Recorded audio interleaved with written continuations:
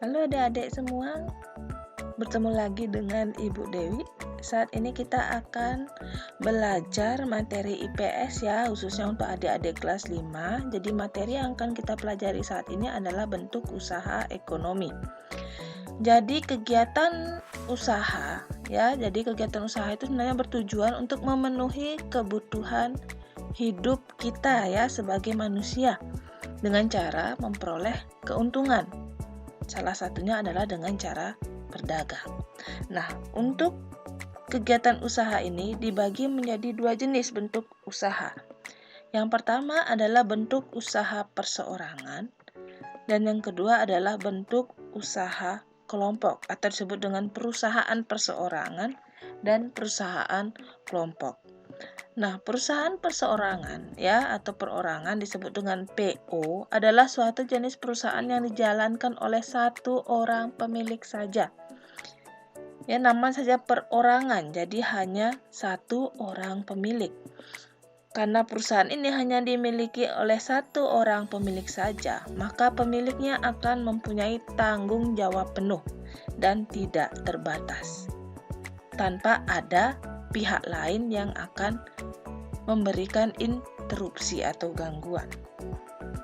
Berbeda halnya dengan perusahaan kelompok. Perusahaan kelompok itu adalah perusahaan yang dilakukan lebih dari satu orang. Jadi dia akan dikelola oleh beberapa orang atau bahkan beberapa badan usaha. Sehingga tanggung jawab dari perusahaan tersebut akan ditanggung bersama. Ya, ditanggung bersama oleh pemilik-pemilik dari suatu usaha tersebut. Nah, kita mulai dengan perusahaan perorangan.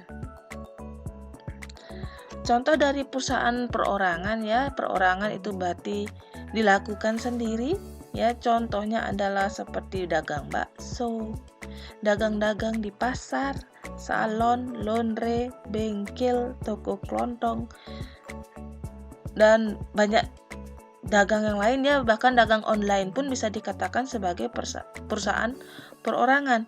Jadi pemiliknya adalah satu, walaupun dia mempekerjakan orang lain untuk membantu melakukan usahanya, tapi tetap pemilik dari perusahaan itu adalah satu orang. Jadi jika kita lihat dari beberapa contoh yang sudah diberikan tadi, maka bisa kita lihat ciri-ciri dari perusahaan perseorangan itu atau perorangan tersebut, antara lain adalah mudah untuk didirikan. Jadi pada saat kita misalnya ada modal ingin buka usaha, misalnya ingin dagang bakso, bisa saat itu selama kita ada kemauan kita bisa mendirikan. Jadi tanpa ada surat-surat izin yang terlalu belibet ya, beda dengan perusahaan besar lainnya. Kalau perusahaan seorangan relatif lebih mudah untuk didirikan. Kemudian tanggung jawab. Nah, kita sebagai pemiliknya akan memiliki tanggung jawab yang tidak terbatas. Jadi butuh modal misalnya, maka kita yang akan mengeluarkan. Kemudian pada saat ada masalah di tengah jalan, kita sebagai pemiliknya wajib untuk mengatasi masalah tersebut. Nah, pada saat kita sudah tidak mampu atau mungkin sudah ada pingin usaha yang lain, maka usaha awal yang sudah kita buka bisa kita tutup atau kita bubarkan.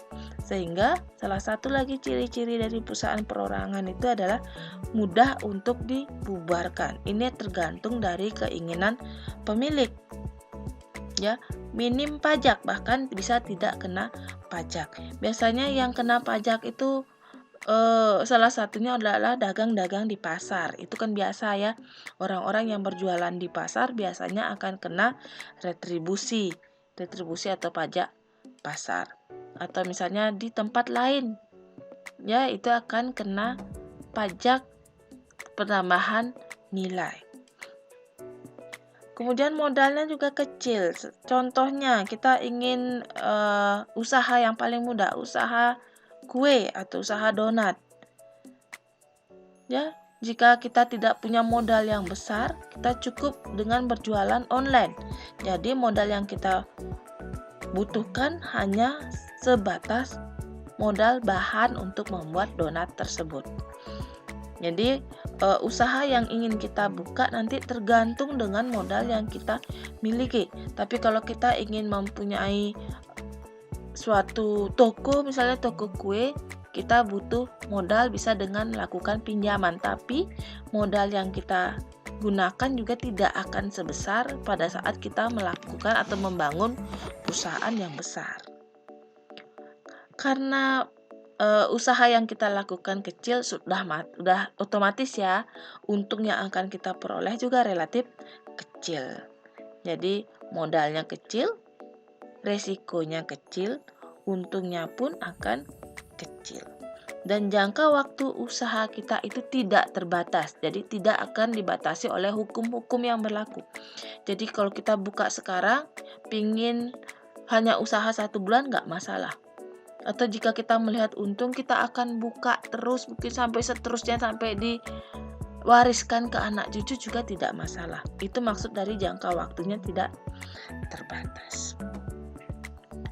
Nah, adapun setiap usaha pasti akan ada untung ruginya. Nah, berikut adalah kelebihan dan kekurangan dari perusahaan perorangan. Yang pertama, seluruh keuntungan yang didapat akan menjadi pemilik. Nah, ingat ya, ini adalah untung bersihnya. Jadi, untungan bersih ini maksudnya adalah setelah kita keluarkan biaya operasional, entah itu untuk beli bahan, untuk bayar pegawai, ya, ataupun untuk disisihkan bayar listrik, bayar air, bayar kontrakan. Sisanya itu adalah keuntungan menjadi hak penuh milik kita sebagai pemilik. Kemudian pemilik perusahaan dapat mengambil keputusan secara bebas dalam menjalankan bisnisnya. Nah, misalnya kita ingin, karena harga bahan naik, kita ingin menaikkan harga jual produk kita, itu hak kita. Tidak akan ada pihak lain yang berhak untuk menginterupsi istilahnya, untuk mengganggu keputusan kita, kecuali kita ingin meminta pendapat, itu lain halnya. Tapi kalau kita ingin menaikkan produk senilai 10%, maka itu adalah hak kita sebagai pemilik. Kemudian rahasia perusahaan akan terjamin, ya jelas. Karena perusahaan ini hanya milik satu orang pemilik, jadi rahasianya akan hanya dipegang oleh si pemilik perusahaan itu. Serta lebih fleksibel dalam pengaturan perusahaan. Jadi pada saat kita ingin menaikkan gaji pegawai, kita bisa langsung naikkan gaji pegawai. Pada saat ada pegawai yang tidak becus bekerja, ingin kita pecat atau berhentikan, bisa langsung kita buat keputusan. Jadi tanpa ada birokrasi yang ribet ya, nggak perlu minta persetujuan si A, kemudian persetujuan si B, karena pemiliknya hanya satu orang. Ya, itu adalah kelebihan dari perusahaan perorangan. Berikutnya adalah kekurangannya. Nah, kekurangan yang pertama, sulit untuk mengembangkan besaran perusahaan karena modal yang terbatas. Ya, otomatis ya, seperti halnya tadi, kalau kita punya modal yang kecil, ya sesuaikan usahanya mau usaha apa. Tapi bisa kita ingin membuka toko yang lebih besar, kita bisa melakukan pinjaman kredit di bank atau koperasi. Tapi biasanya jika kita sebagai perseorangan ingin melakukan kredit ya, melakukan pinjaman, maka akan dibatasi nilainya. Tidak akan bisa mendapatkan modal yang besar. Ya, itu kelemahannya jika kita melakukan perusahaan perorangan. Berikutnya, jika ada kerugian, maka itu akan menjadi tanggungan kita sendiri sebagai pemilik. Jadi tidak akan ada yang membantu kita untuk mengatasi kerugian yang kita alami. Dan keberlangsungan perusahaan cenderung tidak terjamin karena sangat tergantung pada pemilik perusahaan. Nah, seandainya pemilik saat ini melakukan usaha dagang bakso misalnya, jadi pemiliknya langsung sebagai penjualnya. Pada saat pemiliknya sakit, maka pada saat itu dagangannya pun akan tutup. Ya, itu karena dia sangat tergantung sama keadaan si pemilik. Kecuali jika pada saat itu pemilik sudah bisa mengandalkan pegawainya untuk melakukan pekerjaan yang biasanya dia handle. Tapi itu pun terbatas, biasanya tidak sampai ke bagian keuangan. Jadi kalau pemiliknya sakit ya ada kalanya pegawai juga akan bingung di masalah keuangan. Ya, itu maksudnya perusahaan bergantung pada pemilik perusahaan. Nah, itu penjelasan untuk perusahaan perorangan. Berikutnya, seperti halnya pada perusahaan perorangan ya, perusahaan kelompok juga ada beberapa perusahaan. Tapi sebelumnya kita masuk dulu ke kelebihan dan kekurangan. Sama halnya dengan perusahaan perorangan, perusahaan kelompok juga memiliki kelebihan dan kekurangan. Yang pertama, usaha berjalan dengan lebih mudah. Mengapa berjalan dengan lebih mudah? Karena tidak hanya satu orang yang akan berpikir. Jadi pada saat melakukan usaha akan ada rembuk pikiran bersama-sama. Jadi suatu keinginan untuk membuat suatu perusahaan itu lebih besar akan ada banyak masukan-masukan membangun dari pihak-pihak yang memiliki perusahaan tersebut. Jadi tidak hanya satu orang yang berpikir. Demikian juga dengan masalah modal. Ya, otomatis dengan modal dari satu orang mungkin sedikit ya, tapi kalau perusahaan ini dibangun oleh beberapa orang, ya otomatis modal yang terkumpul juga akan lebih besar sehingga dapat mengembangkan perusahaan. Misalnya sudah terbentuk usaha A di satu tempat. Nanti dengan modal yang berlebih ini kita bisa berpikir untuk mengembangkan usaha membuka cabang di tempat lain, dan itu dilakukan lebih mudah karena modal yang dimiliki juga lebih besar. Kemudian kerugian atau keuntungan bersama ditanggung bersama dan pembagian tugas usahanya lebih mudah. Ya, jika tadi pada perusahaan perorangan itu kerugian ditanggung oleh pemiliknya, maka pada perusahaan kelompok ini kerugiannya bisa kita tanggung bersama. Jadi setidaknya kita bisa lebih ringan jika ada kerugian yang dialami oleh perusahaan. Nah, untuk kekurangan dari perusahaan kelompok ya, yang pertama keuntungannya harus dibagi rata. Jadi kalau misalnya tadi perusahaan perorangan, kalau untungnya 10, ya 10 itu milik kita sendiri. Tapi kalau usaha kelompok misalnya hasilnya 10, misalnya pemiliknya 10, ya 10 bagi 10, jadi setiap orang hanya mendapatkan 1. Jadi otomatis keuntungan yang kita peroleh akan lebih sedikit. Nah, kerugian dalam usaha bisa saja diakibatkan oleh salah satu anggota, namun dapat menyebabkan semua orang mengalami kerugian. Jadi ini istilahnya kita kerjasama, jadi apapun yang dilakukan oleh anggotanya itu akan menjadi tanggung jawab seluruh anggota. Jadi kalau 1A misalnya melakukan korupsi yang dapat menyebabkan kerugian perusahaan, maka tidak hanya yang melakukan korupsi yang rugi, tapi seluruh pemilik perusahaan itu akan mengalami kerugian. Kemudian tidak bisa memaksakan sistem pengelolaan uang karena setiap orang memiliki pendapat berbeda, ya sudah pasti ya. Jadi kalau kita apapun keputusan yang akan kita lakukan selalu dengan melakukan rapat dulu, rembuk dulu untuk mencari pendapat yang sama dengan seluruh pemilik. Minimal lebih dari 50% suara harus kita peroleh jika ingin menerapkan suatu sistem yang baru. Jadi kita tidak bisa otoriter harus melakukan keputusan saya. Itu tidak bisa dalam perusahaan kelompok. Beda dengan perusahaan perorangan. Jadi apapun yang kita lakukan ya tidak ada campur tangan orang lain.